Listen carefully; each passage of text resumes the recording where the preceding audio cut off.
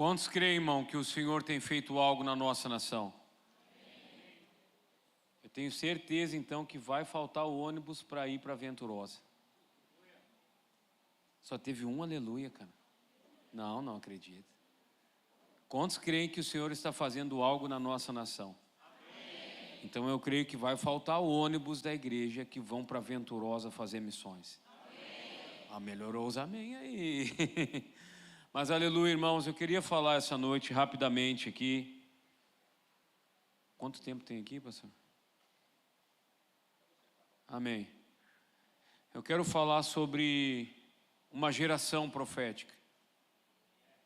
E eu acredito que se você está aqui, irmão, é porque o Senhor te trouxe aqui, amém? Primeira coisa, quando a gente pensa sobre a ênfase ou o ministério profético, infelizmente, em alguns ambientes, né? Alguém vai pensar num camarada que chega e entrega a palavra para todo mundo. Ou aquele cara que é o mais esquisito de todos.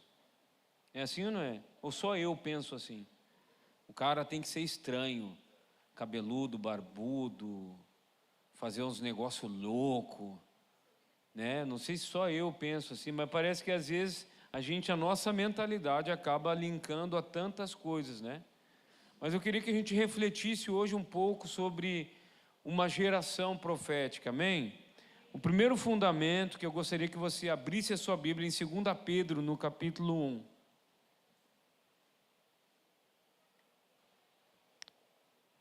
Desculpa, irmãos da mídia, mas como eu salvei rapidamente, eu não sei qual é a versão que está aqui, tá?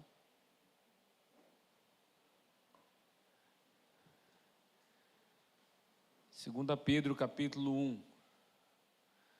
A gente vai fazer a leitura bíblica do verso 19 ao 21. Pode ser que a minha versão esteja um pouquinho diferente, ou do telão, ou da sua Bíblia, tá? Mas vamos lá. Diz assim: temos assim, tanto mais confirmado, a palavra profética, e fazeis bem em atendê-la, como uma candeia que brilha num lugar tenebroso até o dia que clareia, e a estrela da alva nasça em vosso coração, sabendo primeiramente isto, que nenhuma profecia da Escritura provém de particular elucidação, porque nunca jamais qualquer profecia foi dado por vontade humana. Entretanto, homens santos falaram da parte de Deus, movidos pelo Espírito Santo. Amém? Pode deixar sua Bíblia aberta, vamos orar mais uma vez. Se você puder fechar os seus olhos, pode ficar sentado mesmo. Pai, muito obrigado. Obrigado pela sua palavra. E frente a ela, Senhor, nós nos sujeitamos. Nós nos rendemos totalmente a Ti. Eu te peço, doce Espírito, que ninguém saia desse lugar da mesma maneira que entrou, Pai. Mas que possamos sair desse lugar, Pai, transformados, mediante a ação do Seu Santo Espírito, Pai, em nome de Jesus. Amém? Amém. Primeira coisa que eu queria pontuar para a gente ter um trilho de pensamento aqui é sobre o que a Escritura fala. Temos, pois, uma vez a palavra profética. O que é a palavra profética?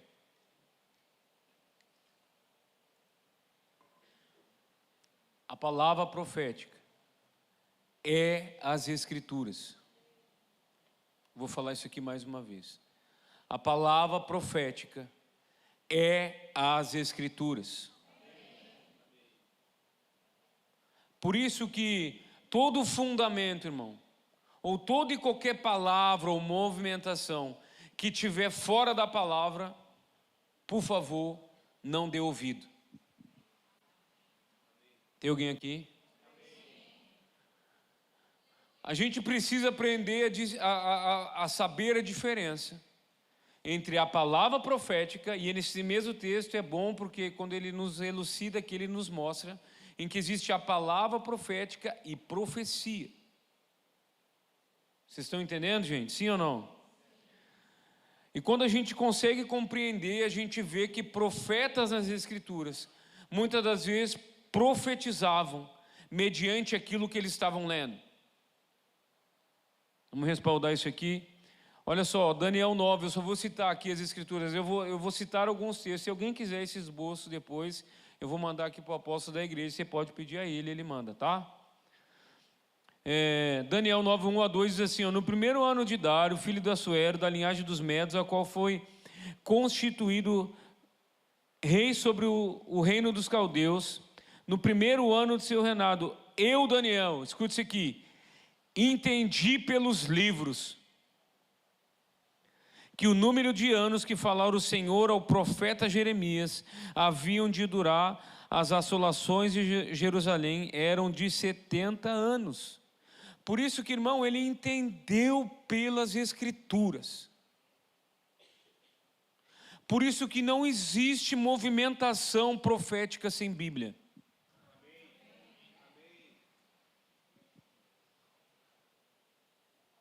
Eu amo essa frase de Lutero, que ele diz assim, qualquer ensinamento contrário às Escrituras deve ser rejeitado, ainda que faça chover milagres todos os dias.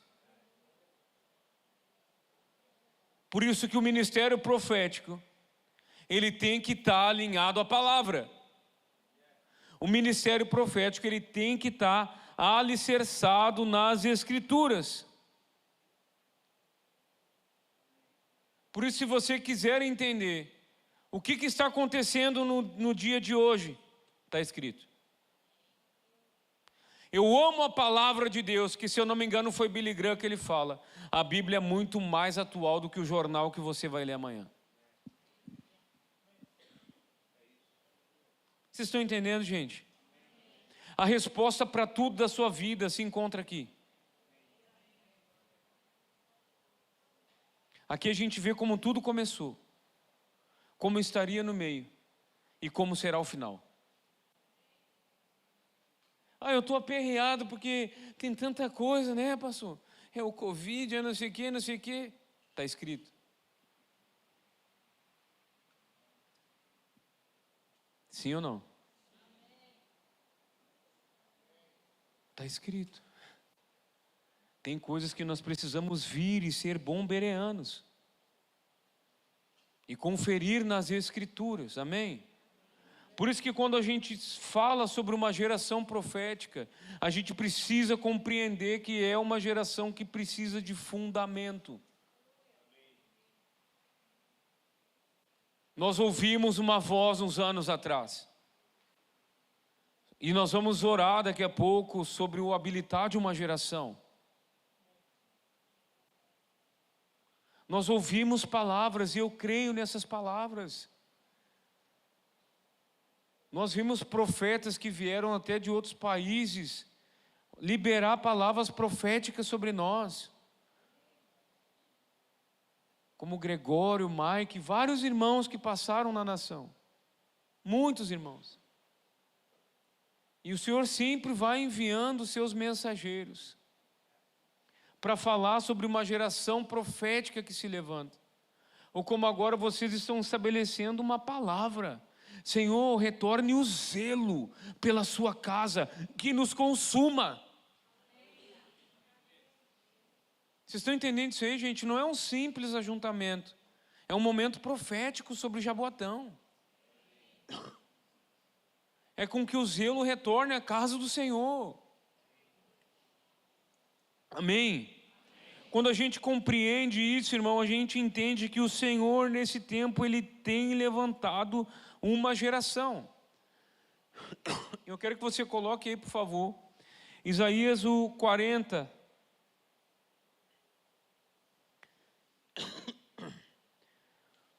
O verso 3 e 5.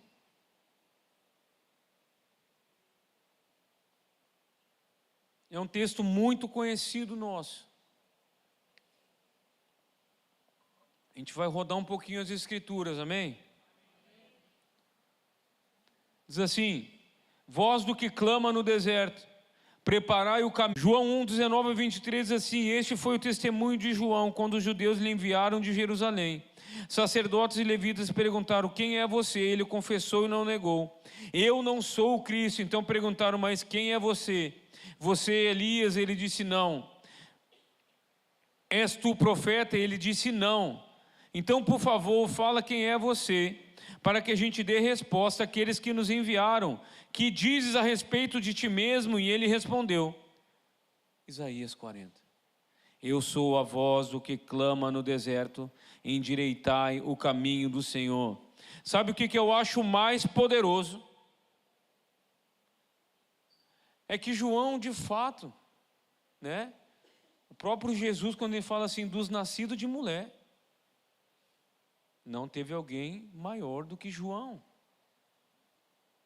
Considerado no meio aí nas brigas e nuances, a gente não vai entrar em nenhuma briga teológica aqui, mas que considerado por alguns, né, não estou dizendo que eu creio nisso, tá? E também não estou falando que é o que a casa crê, depois você pergunta aqui, um dos últimos profetas que já existiu. Mas, quando todas as perguntas fizeram para ele ali, muitos ele pode dizer, não, é isso mesmo. Sim ou não? Ele disse, não. Então me diz, por favor, como é que você se vê? E eu sou a profecia que foi liberada lá atrás. Eu vivo por causa de uma palavra, de um cumprimento profético. E quando a gente compreende isso aqui, João, ele não simplesmente pregava uma mensagem.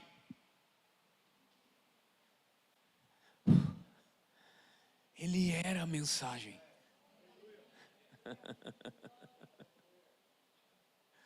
João no deserto, ele era um cumprimento. E quando a gente começa a parar para pensar sobre isso aqui, a gente vê sobre o cenário, da onde ele literalmente ele vem, ele estabelece um cumprimento de uma profecia. O que eu vejo isso aqui, irmão? Quando eu consigo analisar isso aqui, há um chamado profético sobre o Brasil. Eu tinha um amigo meu que ele tem até falado muito sobre Israel, e ele teve num local de oração.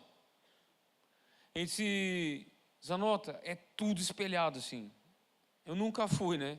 Mas ele me contou, a minha mente tenta imaginar como que é o negócio.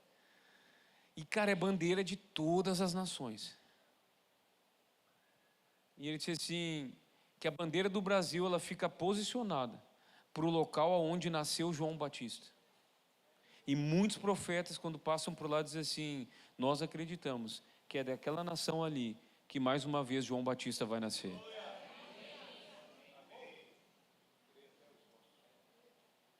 Cara, quando eu vejo palavras como essa, irmão, eu estava orando aqui, o Senhor falou, entrega essa mensagem ali, na igreja que se reúne em Jaboatão. Quando eu vejo uma palavra como essa, eu vejo um encargo que paira sobre nós. Vocês estão entendendo isso, gente? Sabe o que mais capturou meu coração quando eu ouvi aqueles irmãos que vão fazer um evangelismo aqui? No meio disso tinha um irmão da oração. E o irmão da oração, ele falou uma coisa. Ele disse assim, o Senhor me falou que essa nação é uma nação de João Batista. Lembrei do Gregório, do Mike, dos irmãos que passaram ali por final de 90 e 2000 profetizando.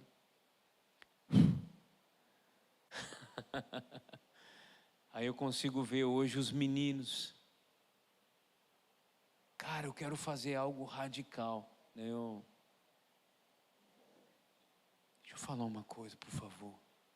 Está transmitindo, né? Não matem os meninos. Às vezes eles estão emocionados, mas não mata eles. Deixa eles buscar Deus, cara. Se quer ser radical, que eu quero andar descalço. Cara, vai machucar o teu pé, mas se isso aí vai te levar, deixa o menino, cara. Deixa o irmão, cara. Porque eu quero fazer algo. É melhor o camarada aqui buscando Deus do que qualquer nos outros cantos aí, sim ou não? Deixa ele buscar Deus, cara. Mas teológica, tudo bem, cara. Mas não mata essa geração. Eu falo encarecidamente, apóstolos, pastores que estão nos ouvindo. Por favor, Deixa eles serem radical, cara. Deixa eles buscarem ao Senhor. Amém?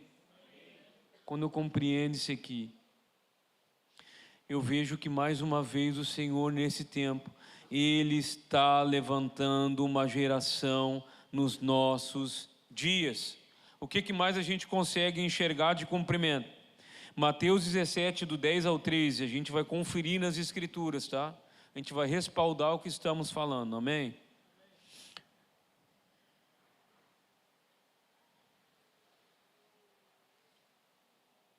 E nós vamos orar ainda. Eu sei dos compromissos com os irmãos, mas ninguém eu acho que está mais do que eu. Eu tenho que chegar em Arco Verde, 4 horas de viagem, então fica tranquilo. Para mim chegar em casa ainda eu vou chegar mais tarde que você, acredito eu. Mas Mateus 17, do 10 ao 13, diz assim a palavra do Senhor. Mas os discípulos o interrogaram: por que dizem, pois, os escribas ser necessário que Elias venha primeiro? Presta bem atenção na resposta de Jesus, tá? De fato. Então Jesus respondeu: de fato. Elias o quê? E restaurará todas as coisas.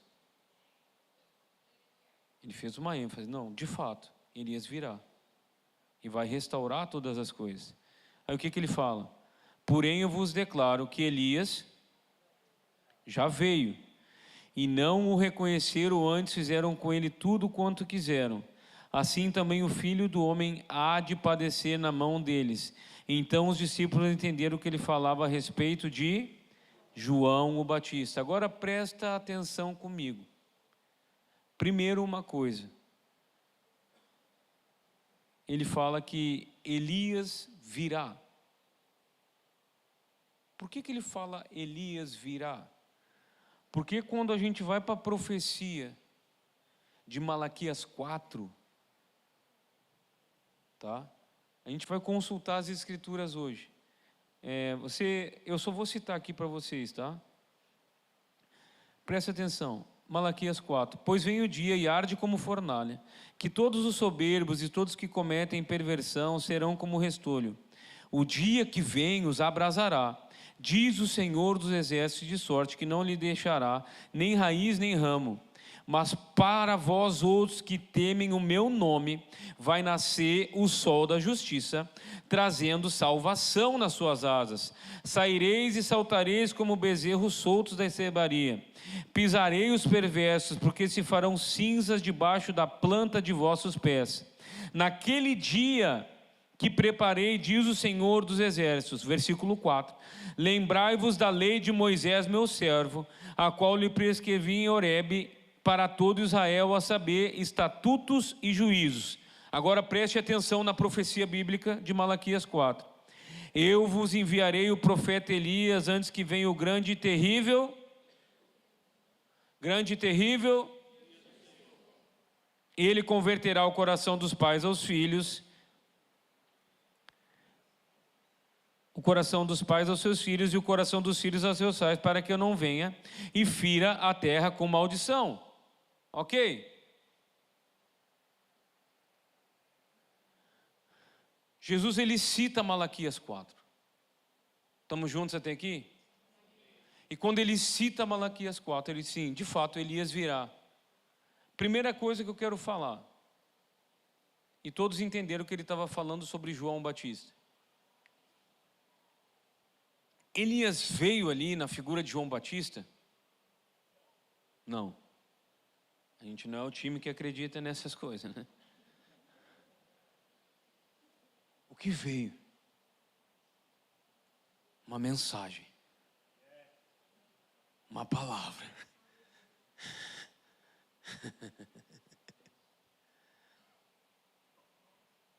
Uma mensagem profética. E sabe o que eu creio? Antes da parousia, da segunda vinda do nosso amado Jesus mais uma vez,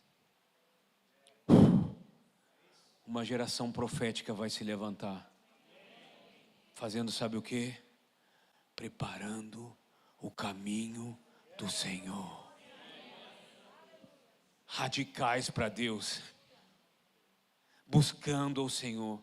Ali não foi Elias que veio, por isso que ele disse: Elias virá, porque ainda assim, nos últimos dias, quando a gente vai fazer a hermenêutica do texto, e a gente vai observar Malaquias 4, essa profecia, ela está falando sobre o quê? O dia do Senhor. Então, quando a gente vê, ele diz assim: não, Elias virá nesse tempo, mas nós sabemos que não é Elias, mas é uma mensagem. Por isso que eu creio que nesses dias o Senhor mais uma vez está levantando uma geração profética, radicais para Ele, que buscam a sua face, que se entregam totalmente a Ele, que estão acessando lugares literalmente onde vai ter muita batalha. Estava falando aqui no início com o pastor Marcelo, disse assim: rapaz, que batalha vocês estão entrando, para entrar nesse ambiente político. Que batalha nós enfrentamos na área da educação. Eu estou com uma faculdade trancada tem 2 anos. Porque eu e Marques, as ideias não batem. Eu gosto da área social, mas as ideias do Caba, não, ainda mais quem tem teologia, é complicado. Alguém concorda comigo? Alguém sabe do que eu estou falando? Eu disse: não entendi nada que ele falou, mas alguns aqui sabem. Eu disse assim: não dá para concordar com esse bicho, cara, olha as ideias do Caba. Não dá.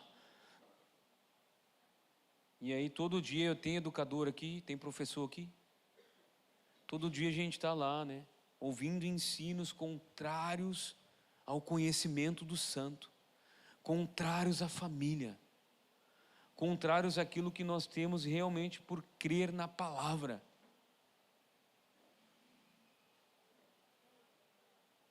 Mas é nesses lugares que o Senhor está levando uma geração profética. É nesses lugares que uma voz precisa se erguer.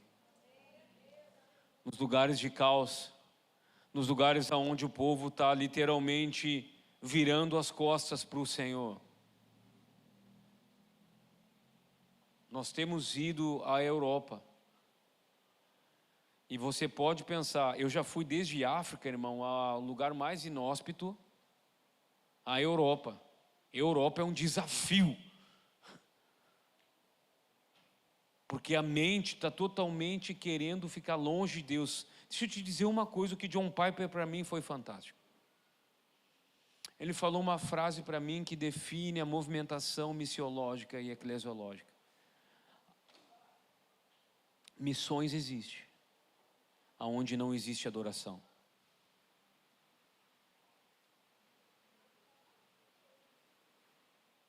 Missões existe, aonde não existe adoração. Sabe para quê?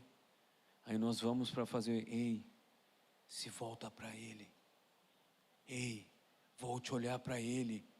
Larga a mão de estar ancorado em vã filosofia, de humanismo, de colocar o homem no centro da vida. E o que a gente vê hoje?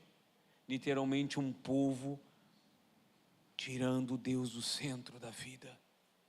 Eu estive na Escócia, os caras colocaram lá uma estátua grande de um homem que disseminou o humanismo pela Europa. Que caos é esse? Que hoje a gente vê crianças que não creem em Deus, cara. Famílias que não creem em Deus. Por isso que sabe para onde eu acredito que o Senhor está empurrando uma geração? Para as universidades.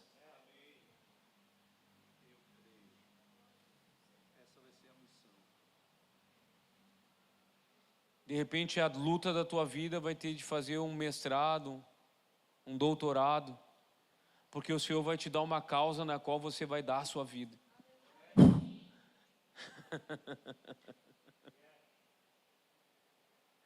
Porque o Senhor vai dar algo dentro de você que vai queimar. E você vai dizer: eu preciso gastar os meus dias, assim como William Wilberforce, quando lutou contra a lei da escravatura. Assim como homens que deram a sua vida por causas e gastaram tudo que tinha. Sabe, uma das coisas que eu mais amo na vida de John Wesley é que dentro da sua casa ele sempre construía plantas medicinais. Sabe para quê? Para ajudar a população que não conseguiria ter literalmente acesso a remédios, e ajudar a população. Deixa eu fazer uma pergunta para você, não responde, mas pensa dentro. Que luta você tem lutado? Qual tem sido a causa da tua família? Eu fico tão feliz, as minhas filhinhas são tudo pequenininhas, mas elas já falam dentro da linguagem delas: papai, eu acho que eu vou ser uma missionária de leitura. Coisa boa. Aí eu meto comprar livro, vamos ler. E a outra quer ser missionária da aventura. Daí eu disse: como é que ela vai fazer esses... né?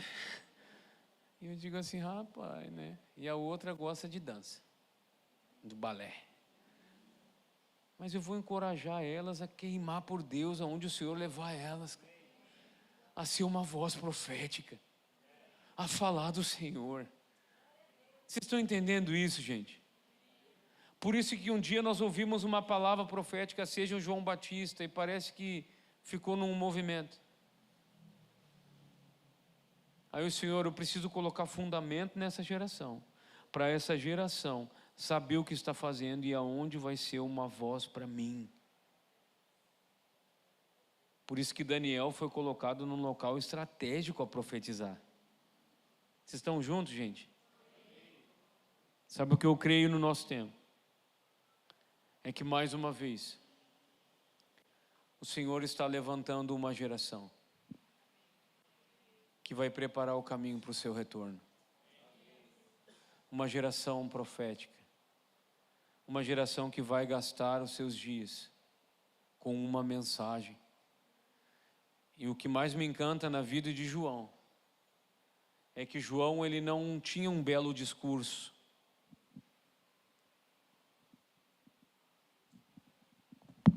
Se hoje você é bom, irmão, na arte de oratória, você sabe montar belos discursos.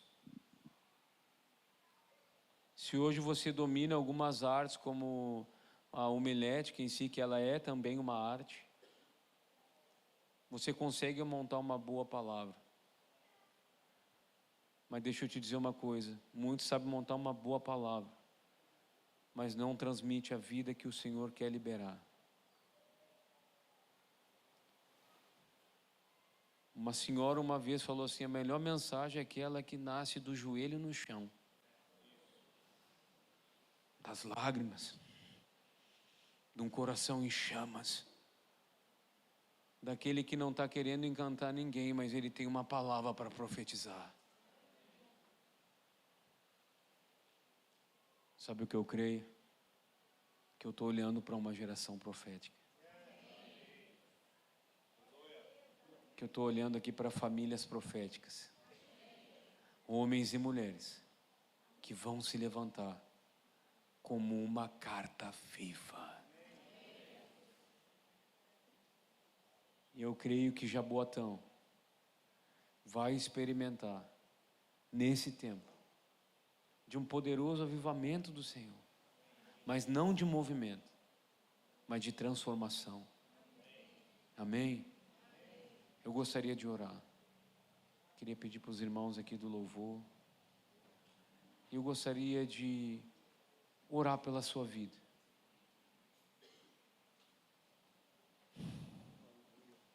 Feche seus olhos. Se você puder ficar em pé, curva a sua cabeça.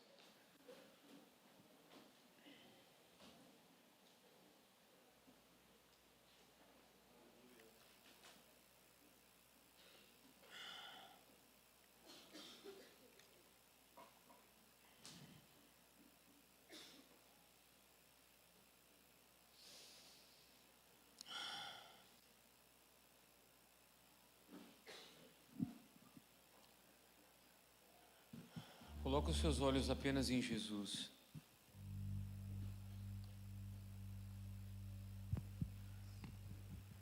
Há chamados proféticos aqui. Há ministérios proféticos nessa casa.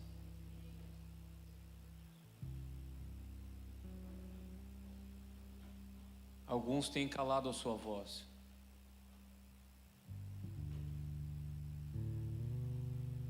Mas está na hora de você voltar a bradar.